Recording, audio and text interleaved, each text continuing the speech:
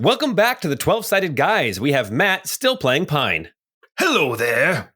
Scott as Roos. That's me. Jordan as Ebby. Salutations. What are you, an ambulance? Sabrina as Nari. Hey there. And me, Paul, as Fantasy Maury Povich. You know, because I love to stir up all that family drama. When it comes to 51-year-old Sanya Pine, you are the father. Anyway, we're so glad you've come this far in our adventure with us. If you want to support us, go tell a friend, leave a review, or even become a patron.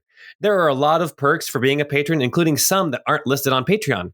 In fact, a few weeks ago, while I was visiting Matt down in the Intermountain West, Classic name for Utah. I always assumed we were avoiding saying Utah. Oh, no, it's just like we could say the Rockies, but then everybody's like, oh, you're from Denver? No. I always thought the Rockies would be a little rockier. Yeah, that John Denver's full of We had to get together for our patrons at a very cool medieval fantasy themed restaurant. We had a great time chatting about life, the podcast, and all the other whatnots. So here's a quick thank you to everyone that showed up. Tana, Josh, Joshua, Jeremy, Andrew, Peter, Terry, and Daniel. And I'd like to give a very special shout out to our newest patron, Cameron, who also came to the get-together. Cameron took the initiative and not only became a patron, but also created our very own Discord server for fans of the 12-Sided Guys.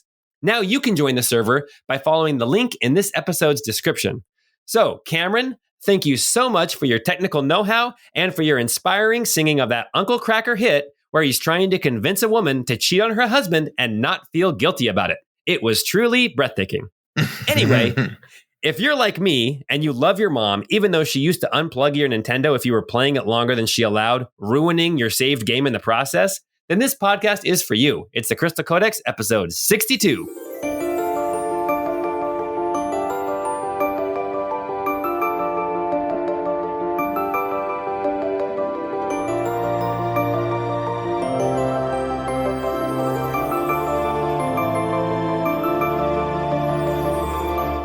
Wait, did you guys go to Round Table Pizza? Is that where you guys went? That was medieval? No, we went to a place called Vander's Keep. It was actually really, really cool. Yeah, it's super cool inside. It's amazing.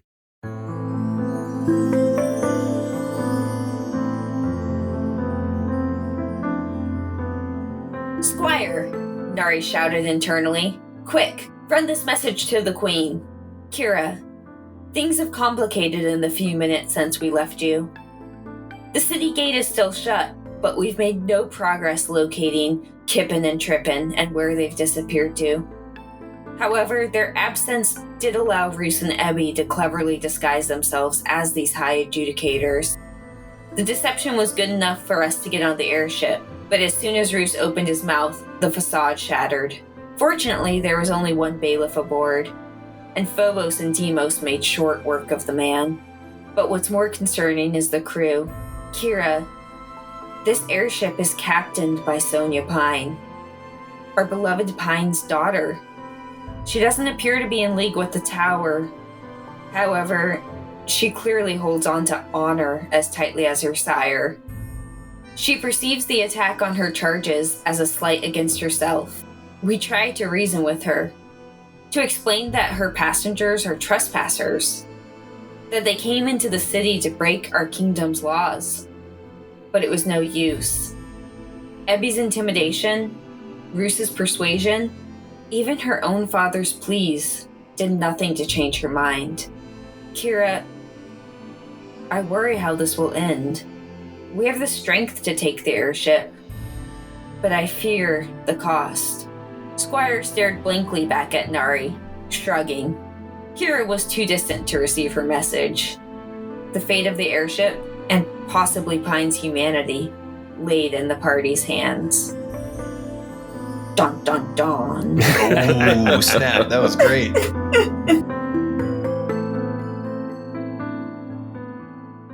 All right. Well, this is where we left off. We left off with our heroes facing off against Sanya Pine, the 51-year-old former Imperial captain of an airship. She has drawn her saber and has, I believe, told people to get off of her ship, and even said something to the effect of "over my dead body." Just so that everyone knows kind of what is going on here, at the front of the ship, the bow.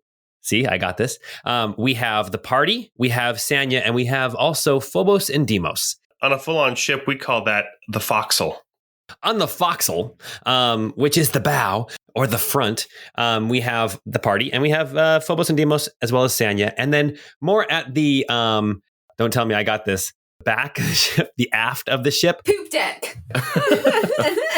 The quarterdeck. On the quarterdeck, it looks like we have a couple of sailors up in the rigging. We have a few more sailors down there, actually on the ground or on the deck of the ship. We also have one who is dressed a little differently. You imagine he's probably the first mate, standing over by the wheel. And we are at a standoff. The first mate looks like Saitama. Oh my goodness, he totally does. Oh, we're screwed, guys. That guy probably does 100 push-ups, 100 sit-ups, 100 squats, and runs 10K every day. Around the ship, that's a lot of laps. All right. You can see where the wood's all worn down. Yeah. So you're on this ship. And also, I just want to explain a little bit more about this ship. You can see that airships are usually, they have a big balloon. That's kind of what helps give them lift, but they're also powered by crystal tech. And usually the crystal tech is more in the aft of the ship. And you can see still kind of pouring out of the back of the ship is some kind of like mist or kind of this blue energy that's coming off of the crystal apparatus that actually powers the ship. And then there's this large white balloon up overhead. That is what's going on. This ship, the Angel's Might, is in the water of the long river, and you are facing off against Sanya Pine. Are we rolling initiative? What's going on? What are you doing? She has her sword drawn. I have not said to roll initiative yet. We can do that. Actually, you know what? Let's go ahead and take some turns. Sure, let's roll initiative. Ugh. Roos got a 21. Pine got an 18. So, Roos, don't kill Sanya before I get to talk to her. Nari rolled a 10, so you don't have to worry about it. But I did stretch beforehand, so. And Ebby got a 15. Amarok got a 14. And Phobos and Deimos, got nat 20s for a 22. Oh, shoot. Damn, they're the real stars. I keep forgetting about Amarok. He's so little. He's just a little guy. Oh, and also, just a quick disclaimer. If anybody notices that my voice sounds a little bit weird, it is the springtime in the Pacific Northwest, and allergies go crazy this time of year. At least mine do. So sorry about that. We are excited to keep going and playing in spite of my voice sounding a little scratchy and a little bit like Barry White. You sound fine. Thank you. We are starting initiative. Let's start up at the top. We have Phobos and Deimos with their 22 initiative. They have just finished snacking down on this tattooed bailiff that you took out at the end of our last session. I don't know that Pine is going to love this a whole lot. Although we're not fully in combat yet. I mean, we're in initiative. Yes. But no blows have been.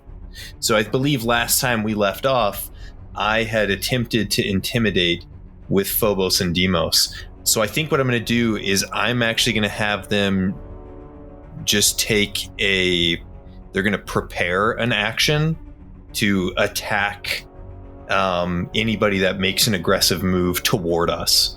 So if that's Senya, then that's Senya. But if it's any of the crew, then it'll be the crew that they'll go after. Okay. And just so everybody's aware, her name is Sanya. Sanya. Like Tanya. Ah, got it. Okay, my bad. Sanya like a sandwich. All right, so Phobos and Deimos have gone. It is now Roos's turn. Roos is going to move up and stand beside Mr. Pine. My goal is to offer Pine the aid action, so whatever he attempts to do to give him advantage on the roll. What I'll say to Sanya is, you do not have permission to land here, and your employers broke the law when they entered the city without permission. And then I'll motion to Mr. Pine. Do what you want with your daughter. And Mr. Pine, it is your turn. Okay. Pine will say, Sanya, we don't want to fight. And then he'll look around behind him at his allies and say, we don't want to fight. And he'll look back to Sanya and say, Sanya, like we said, these people commanded soldiers in our city who ignored the laws of Tabri, a sovereign nation. And now, unwittingly, you've brought the generals to come and see the fruits of their soldiers' work. We're not asking you to betray them. We're not asking you to give up your ship. We're simply asking you to leave. And that's Pine's turn. Why don't you make a persuasion check with advantage because Roos helped you, and we will see what happens on her turn. All right, I rolled a dirty 20. Okay. Ebby, it is your turn. Oh, man. Burn. Yeah, I mean, Ebby wants to just burn this whole mother to the ground. Burninating the peasants. I think Ebby is going to prepare an action as well to do some attacks, some cantrip attacks.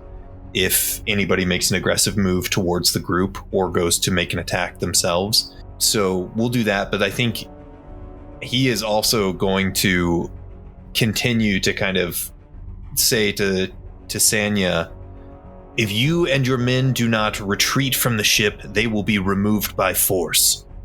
I imagine like your wrist flipped down and like you've got your double-barreled mana cannon ready to go, right? Yeah, that's kind of what I was thinking. Nice. Okay. And what's Amarok going to do? Amarok is actually going to go invisible. And okay. I'm going to have him actually kind of move up to give the help action probably to... Well, Phobos and Deimos will have pack tactics. Roos, you're giving the help action to Pine, right? Yeah, I did. Just a quick reminder, Pine is unarmed. He left his cane and his sword behind and walked towards Sanya. They're back probably more by Nari. Roos didn't unsheath his weapons either. Got it. Could I have Amarok potentially prepare a help action for me? So that if I attack with like my mana cannon cantrips, he can like run a quick interference. Sure, yeah, we'll say that Amarok's giving you the help action. That's great. Perfect. Okay, cool. Yeah, well, let's do that. Okay. All right. That brings us now to the sailors. The sailors that are back on the quarterdeck, they step forward. There's two of them and then the first mate. And they draw... Okay, I promise these have been in the game the whole time. You guys just haven't run into them. They draw pistols out of their waistbands. So they have... What sorcery is this? They have long swords in one hand and they have pistols in the other hand. And actually, just a quick FYI, way back in chapter 2, do you remember when you guys were like sneaking through the woods and there was like that house that you guys came to and you guys slept in the stables for like a little bit? Yeah. Yeah, that house was actually a hunting lodge, and had you guys gone in there and explored, there was a full-on musket above the fireplace that you guys could have gotten. If we were thieves. Yeah, none of us are thieves. Guns have been in the game, but this is the first time you're actually seeing them in-game. So this is not a surprise that somebody would have a firearm. They are very rudimentary and basically like single-shot flintlock pistol type things.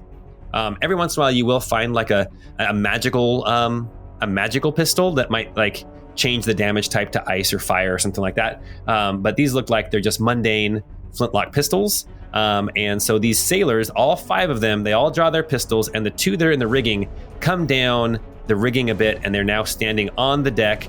They are coming a little closer, but not within the reach of Phobos and Deimos. It looks like they have readied actions. And they are looking at Sanya. And it is now Sanya's turn.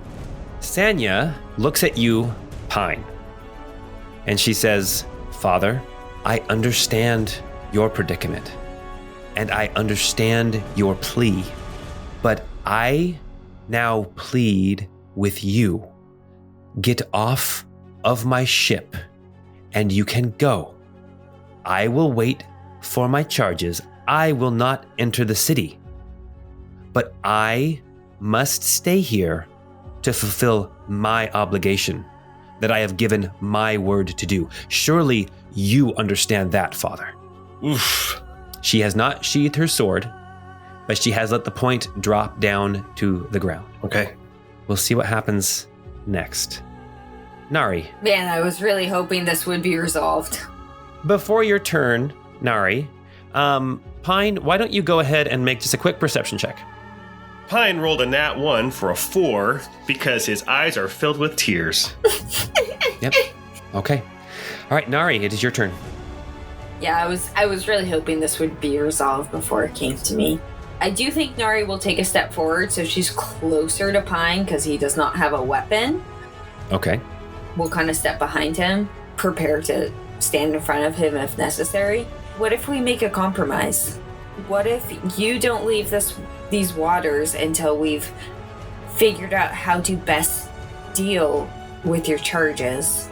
And then if we decide to let them go in fairness, you can leave. And if we decide to keep them, you can leave as well. It sounds like everybody wants to talk at this point.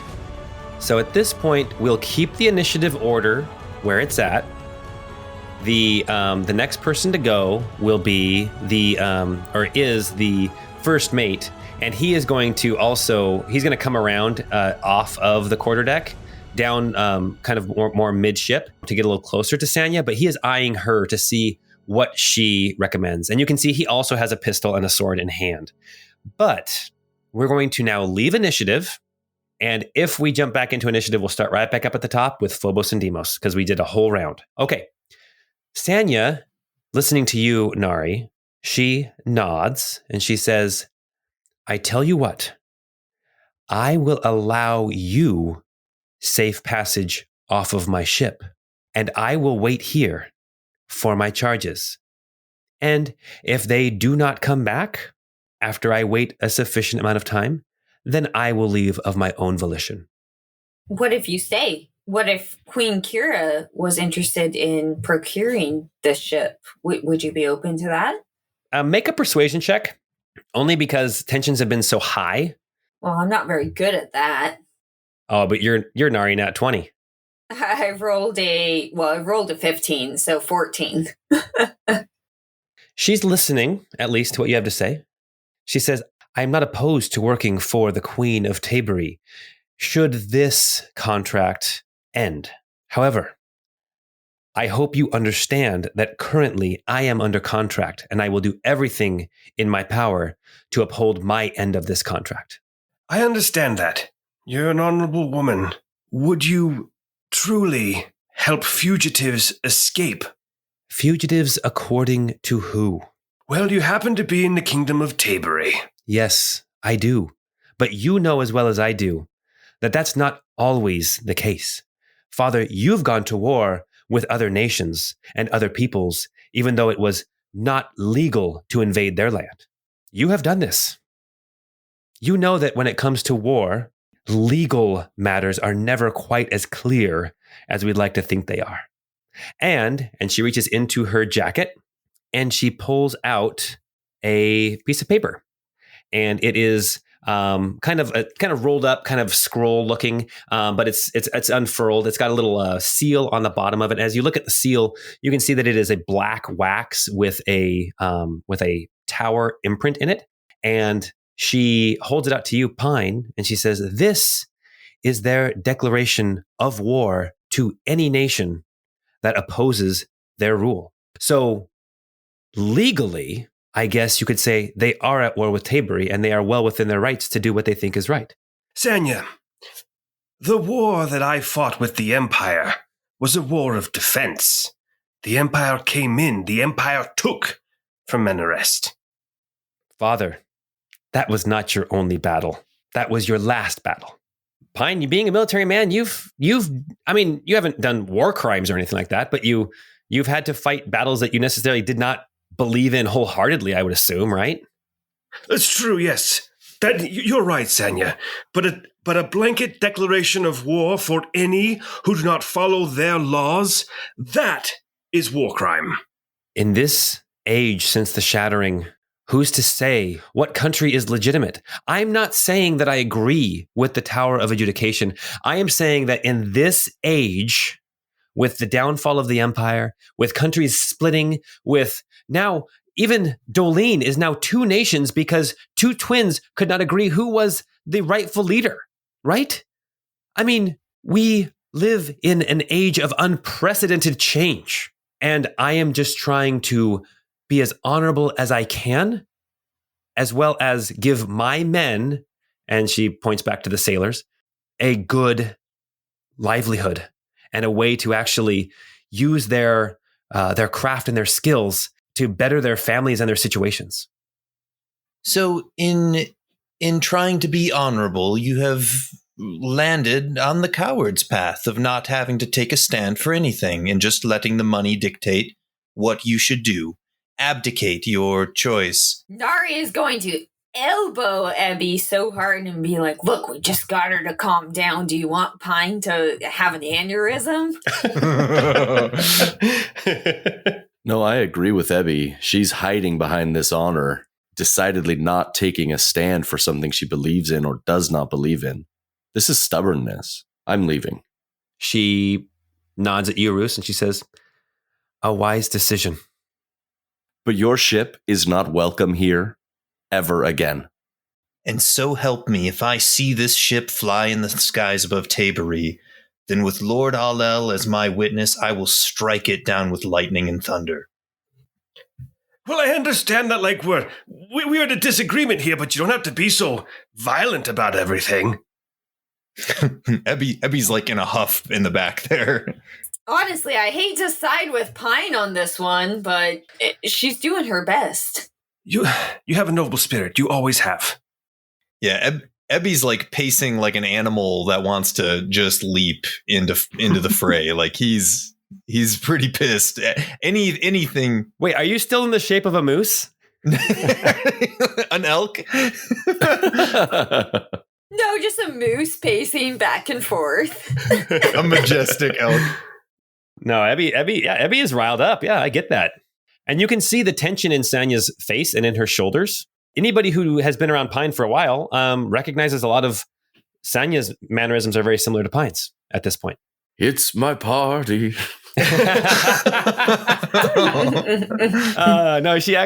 song is "You Would Cry Too If It Happened to You." Judy's turn to cry. Yeah, Judy's turn to cry. Anyway, sorry. The sequel. Yes. But Pine will say, I respect how honorable of a woman you've become. Will you listen to your heart for once instead of your head? Instead of your sense of obligation, will you come with me to see your mother? Oh, okay. My jaw dropped. Ace in the hole. Yeah. Okay, That's a little Pine. manipulative, but all right, I'm here for it. That's not how manipulative is It's that? great. I You know love what? it. I love it. Pine, I want you to make another persuasion check with advantage. Okay, here we go. You see that you caught her off guard. That's a natural 20 for a 27. Oh, we needed it. My gosh. You see her, when you say, will you go see your mother? Her fingers loosen on her saber and it clatters to the ground. And she quickly bends over and snatches it back up. But you blindsided her. She looks you in the eye, Pine. She's looking for manipulation, knowing that she's not going to see it from you. You are her father, and regardless of everything, she knows that you love her. But she is still wary. I understand that you're wary. We Pine and Petal and Leon moved to Tabery. Sanya was already an adult. She was actually now in the Imperial Army. Yes, because she fought in the Menarest army with you. She was a very, very Yes. young officer during that war. But she did visit me after Petal's death. But she did not live in Tabery. No. She never lived in Tabery. Did she ever visit her mother here? I think at that last time when she came to talk to you, she did. I mean, but that was after she was dead. That was after her mom had passed. Okay, so she never saw her mom living here. Probably not. The Empire kept her very busy. Her military career did. You see it, Pine, you would see that is very similar to your career. When you were a military man, you were not around for even the births of your children. Yeah, we talked about that in my near-death flashback. Yeah. Holding Sanya for the first time as a toddler. And here she is. She sheathes her sword. She turns around and she calls out behind her, Cal, keep the ship secure. I will return. And you can see that the first mate speaks up. He goes to say something and she holds up her hand and she says, these people are trustworthy. She says to Cal over her shoulder, she says, I know that this one will make sure that no harm comes to me. And then she motions for you to go back over the side, down the ladder, and back into the dinghy. Phobos and Deimos can swim, right? Wolves swim. Yes, or I can stay here if you'd like me to. Abby, come on, let's go. Okay. I'll collect my cane and my sword, quickly sheath my sword, and get in the dinghy. Okay. Sanya climbs down and gets in the dinghy as well. I guess everyone gets in the dinghy? Yeah, I legit will have Phobos and Deimos doggy paddling next to the dinghy. I'm not willing to release them yet. Oh, yeah. No, I get that.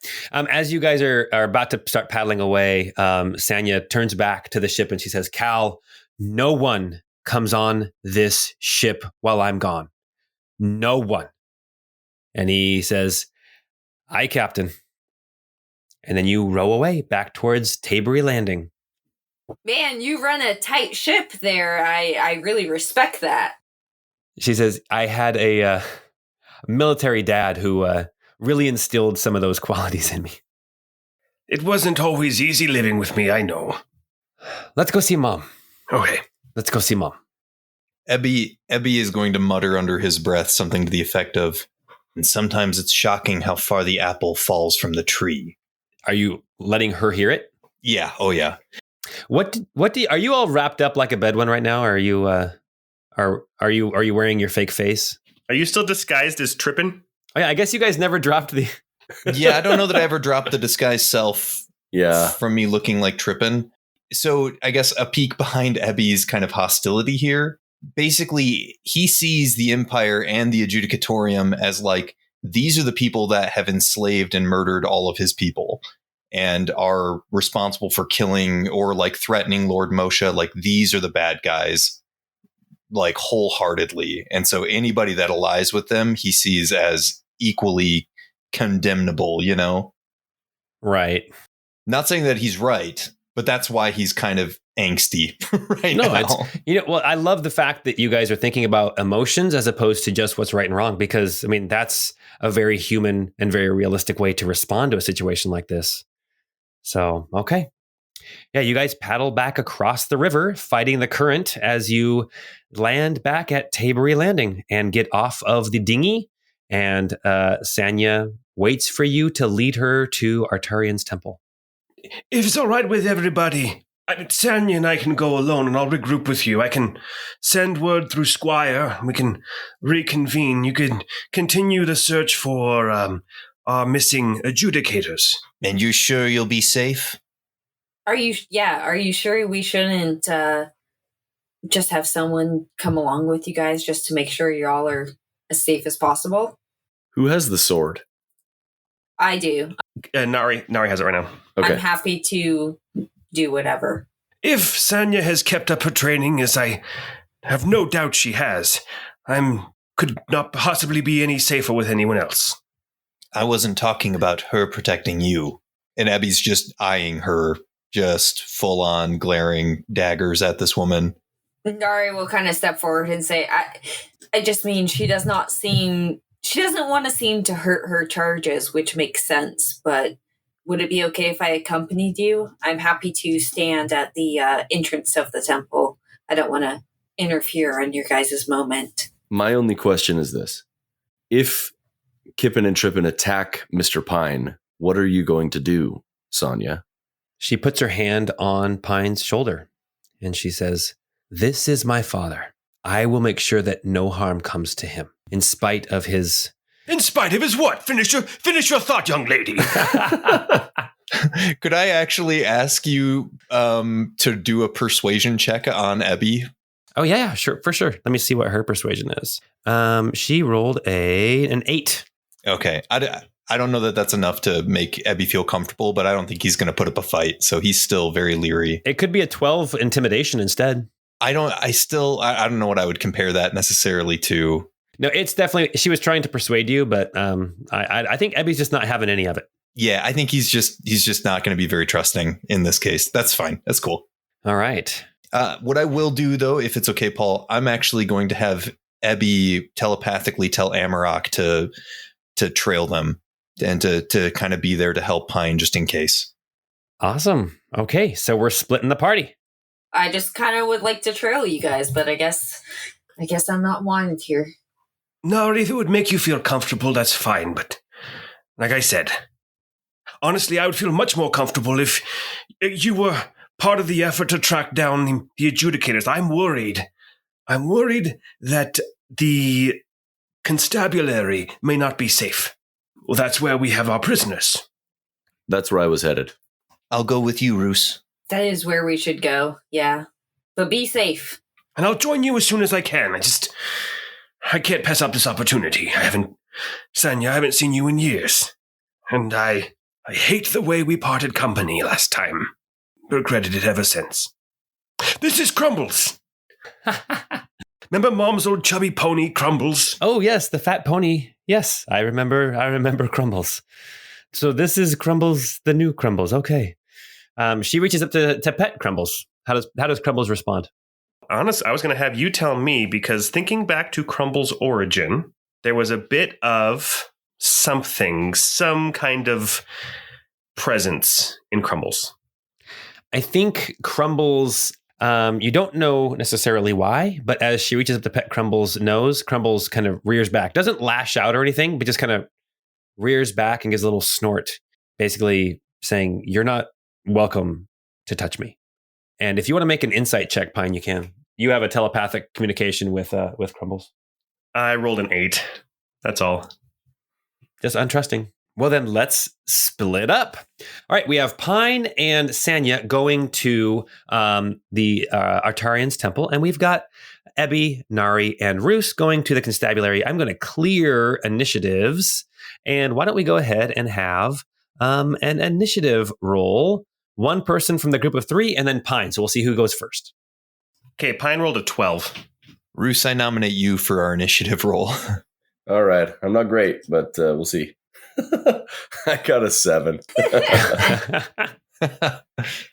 Roos and Nari and Ebby, you guys all head north towards the constabulary as Pine and Sanya make their way past the Kagari, turning a little bit west and heading towards the Temple of Artarian, the lady of kind of decay and nature, in the fact that everything will decay and then lead to more life, is basically her domain.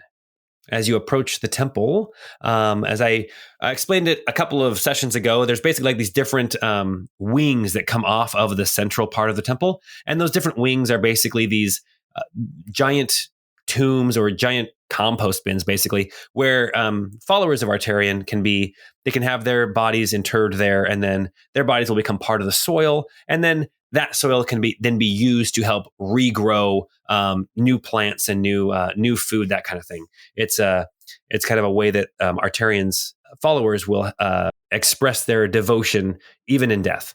So you approach this temple.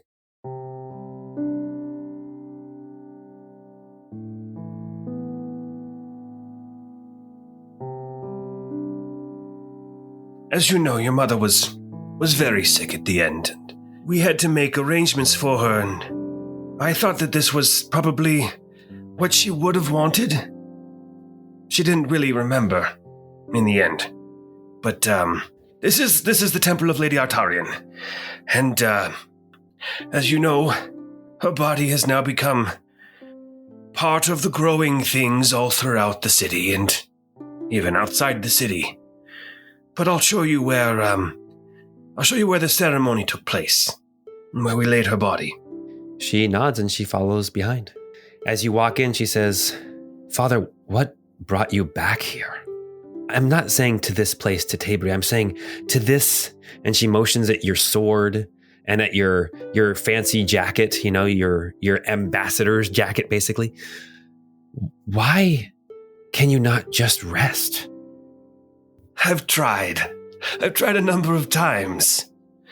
When your mother got sick, I was so consumed with taking care of her and Leon, and he had all his own issues, and it was all so consuming. I thought that by the time that was all over, that I would welcome rest.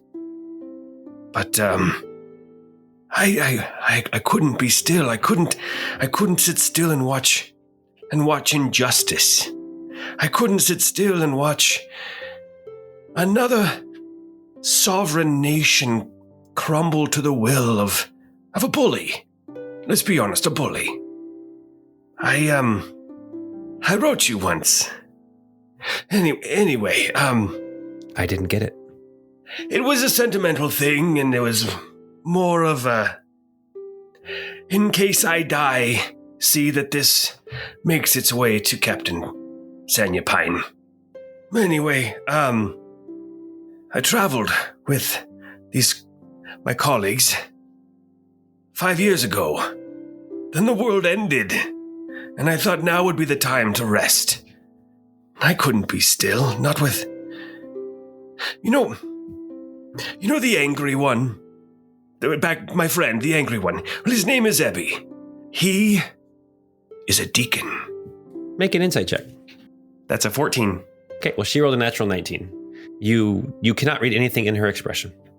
Did you know that those deacons, that they are the survivors of an ancient civilization, and they have been trapped in those bodies, sleeping and unable to act for themselves as they served the Empire? When the world ended, Ebby and I worked together to free many of them from that slavery, from that sleep, and now they are once again somewhat autonomous, as much as they can be. After that, I looked for you. I was in Almar. I looked for you, I looked for Temrid Jr. I didn't find either of you. I found no remnants of or evidence of you. And I feared the worst. So I went and I spent some time with Leon. He's made a really good life for himself, He's overcome quite a bit. That's good to hear. You're an aunt. Huh. Twice. Oh, and that you do see surprise in her eyes. Oh, I did not know. You're beautiful children. He has a daughter, Petal, and a son, Vince. Vince would be... counting on my fingers. 6 or 7 now. No, 5 or 6 now, yes. Anyway. I think 4. I met him in year 2. He was a newborn, and it's been 4. Okay. Then I thought, hey, I hear that Menarest is its own country again. Maybe I'll go retire there. It's not the Menarest we served. I don't know if you've been there or seen what's been going on. It's a paltry shadow of its former glory. I have been there, yes. Well, I went there as well, and nobody wanted to hear anything from Pine, the failure at Redleaf. They still blame you for Redleaf? They have to blame someone. I don't know why they didn't blame the Empire. I think that they spent so long after that under the Empire's thumb that very few remember the Menarest of old. And like you said, this new one is a paltry shadow of the former country's glory. I became unwelcome in Menarest, so I came back here to where I spent the last days with your mother, and I was going to retire here as well, and I tried to rest, and this new country needed help establishing itself. It needed strong allies, it needed experience in military matters, and so I, once again, did not retire. I spent the entire last year as an ambassador in Arklevy, which is its own kingdom as well. Sanya, I don't think I will ever hang up this sword. She nods and she says, if I'm honest with myself, I feel the same about myself. And that's not a bad way to go. Doing what you feel is right till the end of your days, as long as you have the power. You understand why I can't just do as you ask and leave those who I have sworn to transport and protect while they're under my charge. You understand why I cannot do that, because your friends do not. It's true. It's very easy to see things from one's point of view, but I have a different perspective, thanks to you. As I was traveling with them 5 years ago, we fell under the eye of the Empire. They sent soldiers after us. Every time I fought with them, I saw your face. I knew that these were children of other occupied peoples of the Empire, fighting in foreign wars. And I did my best to spare life where possible. I tried to do the honorable thing. You must know. At this point, you guys are actually in the temple, and you guys are actually sitting there. I imagine you're kind of in one of these chambers where they inter the bodies, and it's kind of freshly tilled soil. You can kind of smell the decay, but also you smell the soil and the dirt. You know, it's very kind of an earthy scent in there. She puts her hand on your shoulder and she looks at you, Pine, and she says, Father, you must know that I did not desire to be an Imperial soldier. That was never my goal. Our situation changed, and it was become a rebel, or it was try to do what I could as part of the Empire that we had by the end of the war, we were the Empire, Father. We were the Empire. They accepted us, and they were willing to accept me with open arms. And I saw two choices: a rebellious path, or maybe try to use the skills that I had to try to help some of these other soldiers, these other children of occupied nations, to be able to help them to survive the Empire. I did not, she kind of picks at her jacket. She says, I did not desire to wear this gray. She points at your jacket. She says, I always saw myself in blue, but then the blue was gone. Now, I can't change the past. I can't change the choices that I made, but I have always tried to be honorable and to keep my word. And right now, Father, my word is that my ship will stay in the river. It will not turn its cannons on your city for any amount of money that the Adjudicatorium can pay us. I am transporting them as per our contract. And while they are under my charge and on my ship, I will protect them. But just like when I became an Imperial officer, it does not mean that I agree with everything that they do. But sometimes we have to do what we have to do, not necessarily what we want to do. But thank you for bringing me here to visit Mom and to have this chance to reconnect with you. I feel like you understand me, and I feel like I understand you, maybe better than anyone else. And I love you, Father. I've always loved you, little kitten. Pine is going to pull out his bag and start rummaging around through it, and he will find a yellowed, torn, old note that he's kept with him for years and hand it to her. As you do that, she reaches into her breast pocket and she pulls out one and hands it to you. And she says, I hope this is not our last time communicating. I must get back to my ship. And you can tell now that she is fighting back tears. She stands up. She gives you a little bow. Nope. Pine stands up and embraces her. She hesitates for a second, and then she embraces you back. A very strong, very powerful hug. But not too long before she recomposes herself, puts her hand on your shoulders, and kind of pushes you away, not unkindly. You're one hell of a captain. Do you know that? I mean, of course you do. But you are honorable and humble. I know that about you as well. There may come a time when we seek your help. There are things going on here now. We may need your skill. We may need you as an ally if we're to overcome inevitability. The letter I gave you is a bit dated, but It will hopefully explain a few things about our actions 5 years ago, the events that took place, and I know I won't be idle.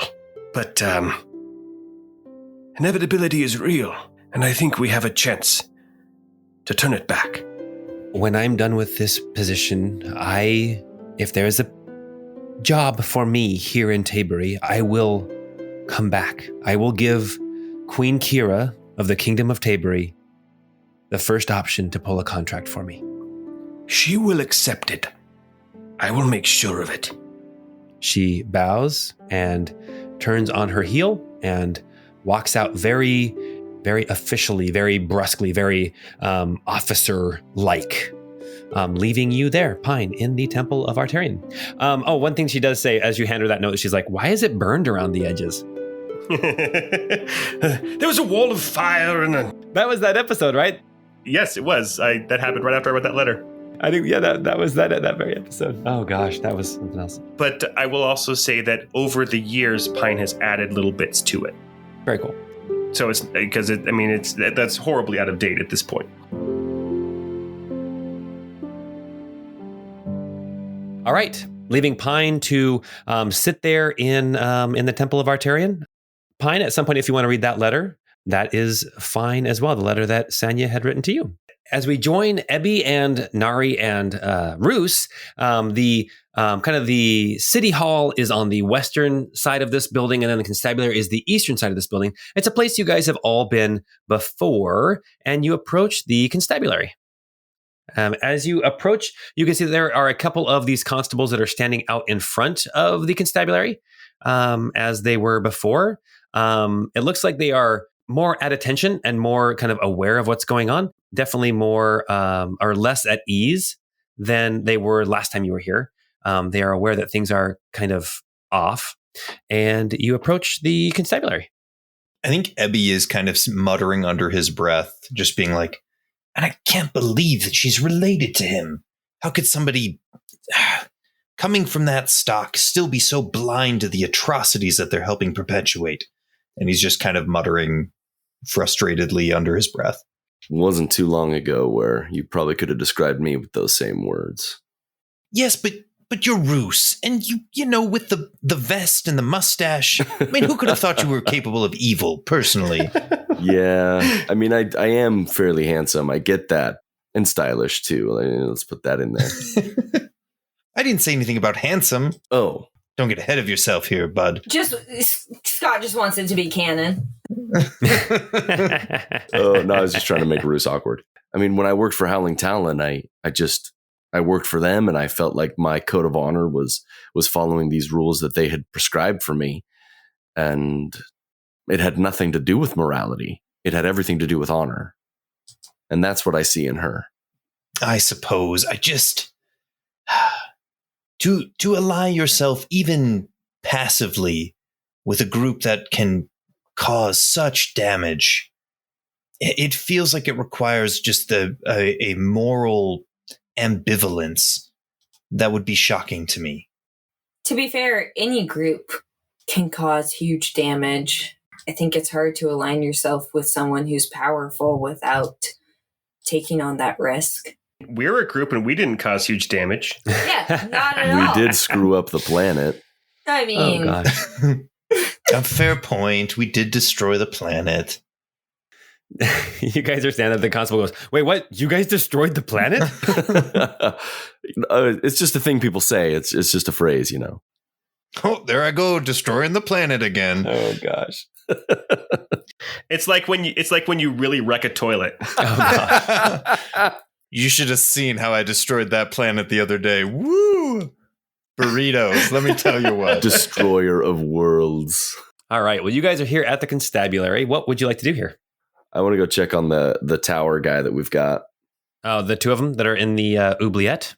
Yes, in the oubliette. Yeah, one of the constables out at the front, he kind of bows to you and he says, Just Roos. Yes, I can take you down into the basement. I can take you to those prisoners in the oubliette. The name tag's working. Just Ruth. All right. He takes you into the barracks, and then he takes you down past the dungeon cells here or the prison cells on the first floor, and he takes you down a staircase under the earth. I need everyone to make a quick perception check. Ooh, okay. Nari rolled a 10. Ebby got a 14. Roos got a 25.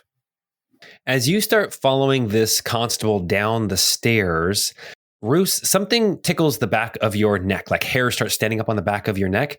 And at first you're not sure what it is, but then you can hear the voices you hear voices coming up from the basement, from the stairs. And it seems like they are calling out. And with your 25, which is amazing, you can actually hear kind of a murmur of excitement. And then you hear one voice say, "No, take me too. Take me too." Roos will shout, "They're downstairs," and I'll start sprinting. All right, you guys arrive downstairs in the basement of the constabulary. So the way that the basement is set up, the stairs are on the western side of this basement, and you can see that there's this kind of this wide hallway heading towards the east, and there are dungeon cells on the north and on the south side, and then even further south, there's like this hallway that leads around to the backside, and that's kind of more of a torture chamber. But if you follow this long hallway to the east, you actually can see the oubliette. It is this large pit. It's about 10 feet in diameter, and there are iron bars like set across it, like a grate over the top of it. And as you get down the stairs, you can hear that there are people in some of these cells. So not in the oubliette, but in these cells that line the north and the south of this hallway. You can hear them like calling out, saying, "Don't leave me, take me too." And as you get down here, you can see lying in the middle of the hallway is a constable, dead, covered in his own blood. The oubliette did not keep them. It's clobbering time. Yeah, Roos is going to sprint to the oubliette. As you go towards the oubliette, you can see that there are a couple of cells on the north wall that are full of prisoners. Like there's 2 cells that are full. On the south section of this hallway, there is a third prisoner that is locked up in one of these cells. These cells are underground. There's no windows or anything. It's very, very dark down here. In fact, I don't even know what you guys can even see. Oh, gosh, you guys can't see very much at all because it is here in this basement. You can see through the bars some of these prisoners. And then at the end of the hall, you can kind of see the edges of this large hole, this large grate. But there's a torch on the wall that lights up part of this hallway, but it's really dark on the eastern side of this hallway. Nari is gonna follow Roos to the oubliette. Nari, for you and for Roos too, it's going to be dark enough down there that you're going to be in pitch darkness by the time you actually get kind of over the oubliette. All right. Well, then Nari is going to use her cantrip, and she is going to grant herself some light. And that's 20 feet, I believe. Mm-hmm. Ding! All of a sudden, Nari, what exactly do you cast light upon? Like, what is the light emitting from? I think she's going to actually honestly cast it on her axe as she unsheathes it. So that way she can kind of have something in front of her that she can use to shed light.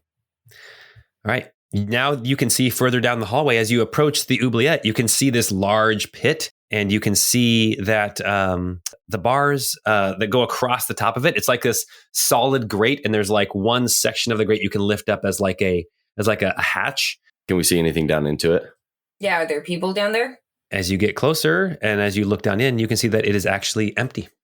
Roos is going to turn to Squire and say, "Send a message to Mr. Pine that they have started murdering constables and that he needs to get to the Queen and put the city on high alert.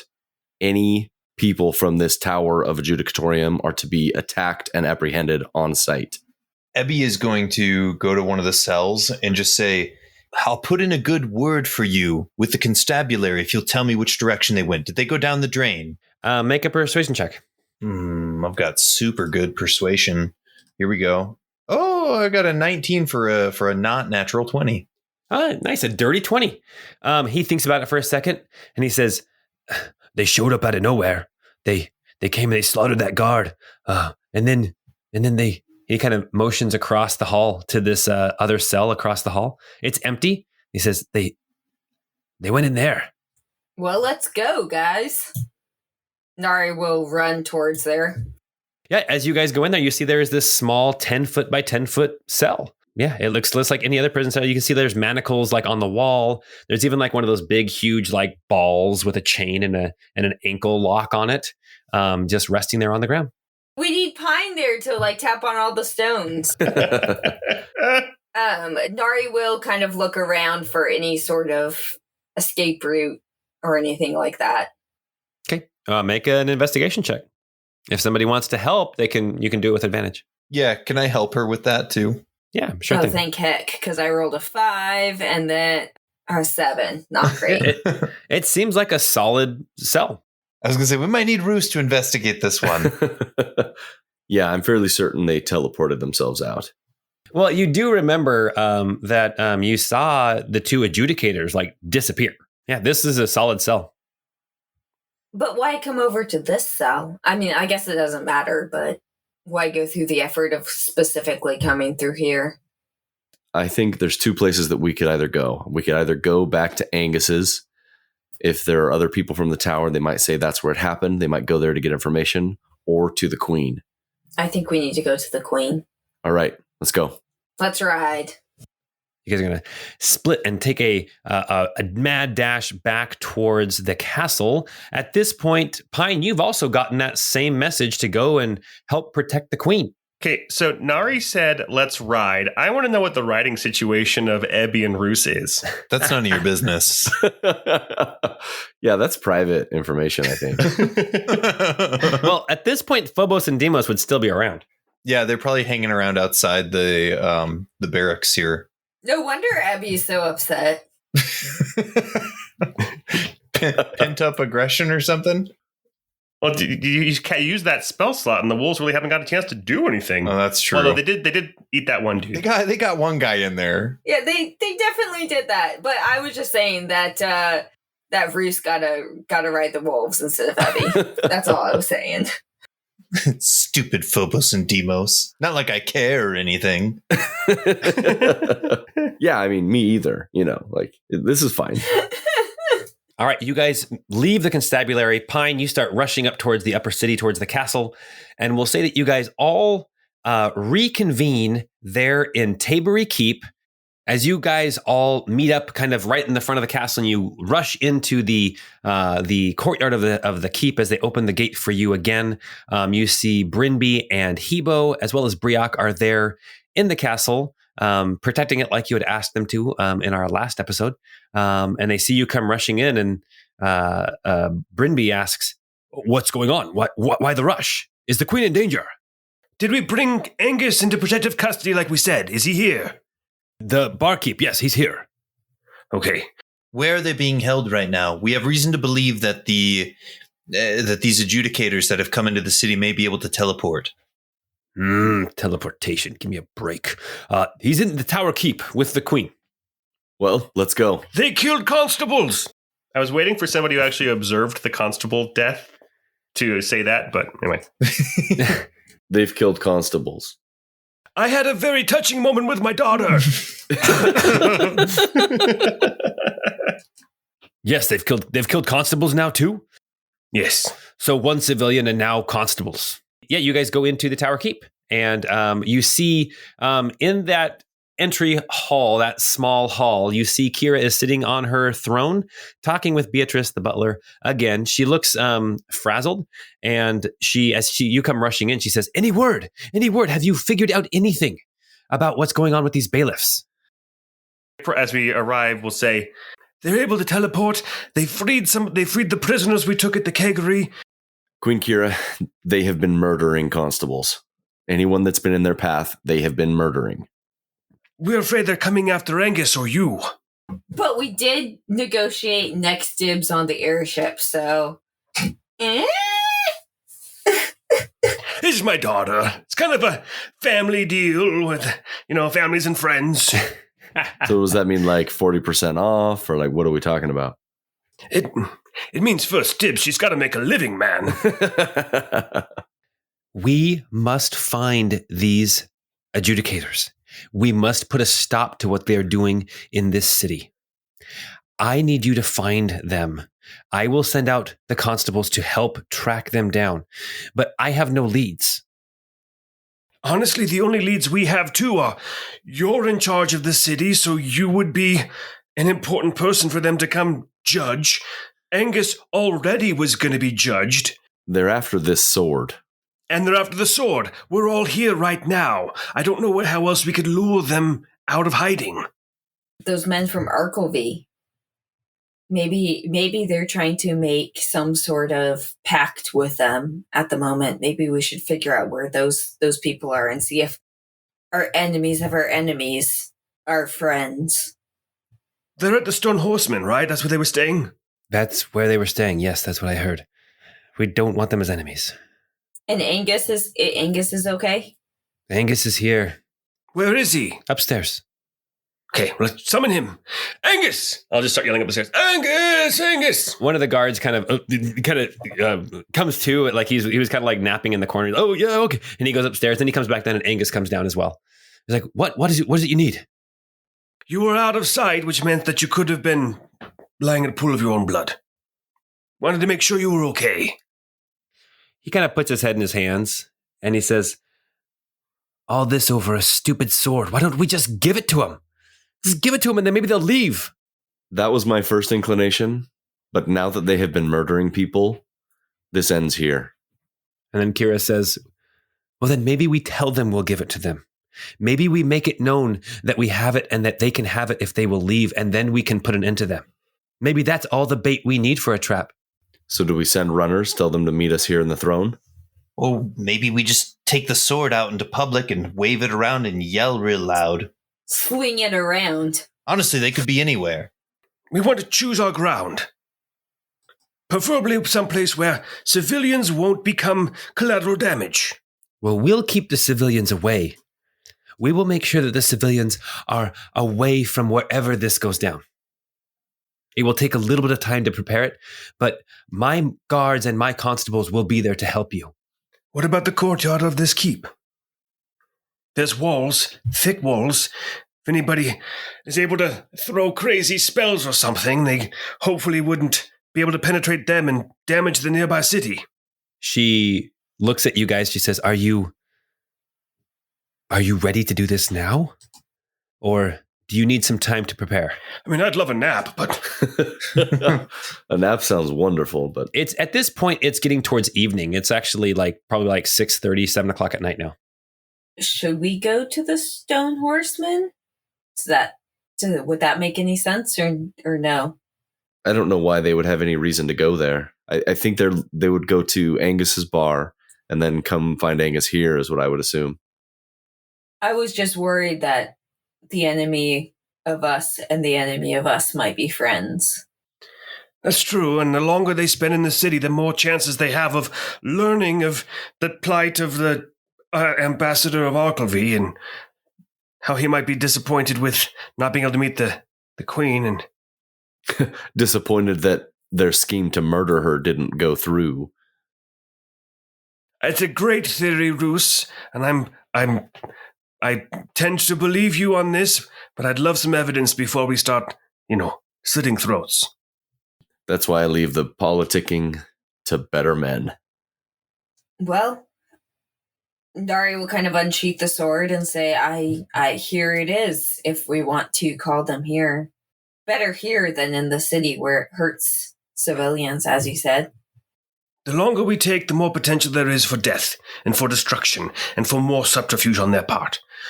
But I would love a nap. Perhaps we take an hour to get everything prepared. Look, I was thinking more along the lines of 8 hours, but when I say nap, I mean I have no spell slots and half my hit die. And so that's a decision you guys are going to have to make. Kira says, I have rooms here, and we can keep you safe as anywhere in the city. I think perhaps we do that. Let's try to hole up here rest up if we can. It'll allow me a chance to perhaps prepare some additional spells, and we can aim to perhaps initiate something in the morning. Sanya has guaranteed that the airship would not fire on Tabry, so even if they did make their way back to the Angel's Might, they wouldn't take to the air and then bombard the city from the sky. As far as you know. As far as I know, and I know my daughter. Ebby, I understand you're angry. I understand you don't trust her.